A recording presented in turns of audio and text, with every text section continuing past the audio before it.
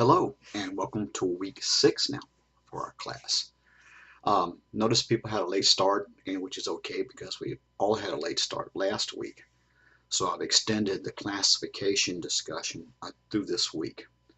I looked at Sunday, and as of Sunday morning, there was only about like 3 or 4 people who had posted their essays. There's been more because of the deadline, but I'm only seeing 1 or 2 posts from each person. So go in there, remember the rules of discussions. You have to comment on at least 3 other classmates' essays.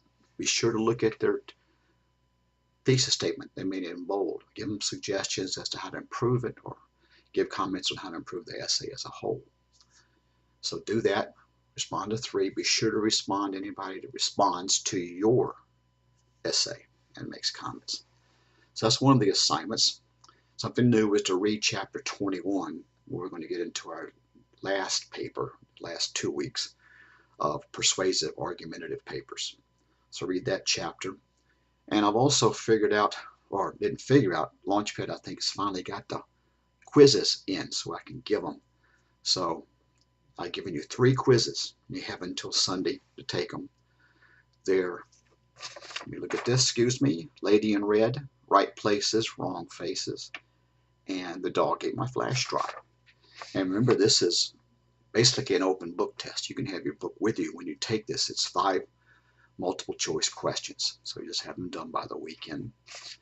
And also, we're going to start working about that persuasive paper. So I've given in the assignment a couple of documents that say possible paper topics, more possible paper topics.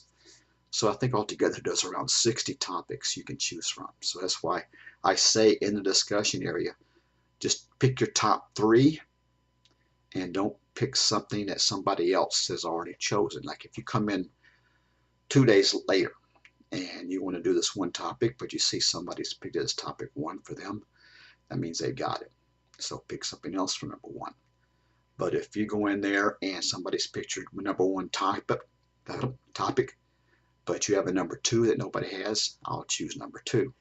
So pick your 3 topics you would like to do your paper on.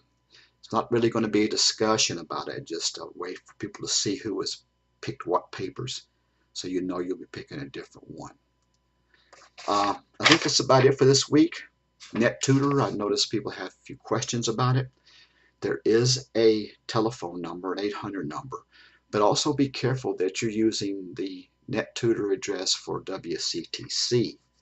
If you just go to nettutor.com, you'll come up with the regular main website where you put in your user ID and your card number like you did before.